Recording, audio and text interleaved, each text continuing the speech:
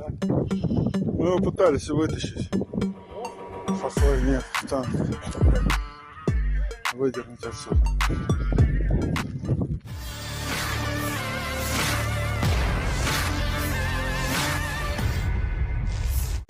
Sekelompok pasukan Rusia menemukan tank Ukraina yang rusak dan telah ditinggalkan oleh krunya. Rekamannya beredar di Telegram pada Sabtu 11 Mei 2024. Kendaraan tersebut mogok dengan sejumlah luka tembakan. Sebelumnya dikabarkan tank ini rusak akibat digempur proyektil Rusia.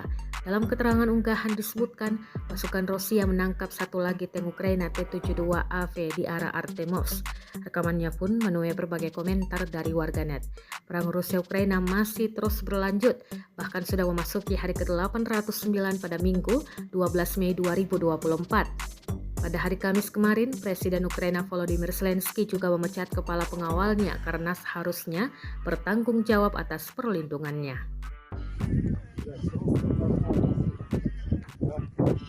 Мы его пытались вытащить. Хохлы нет, танк. Выдернуть отсюда. Его, видишь, порвали.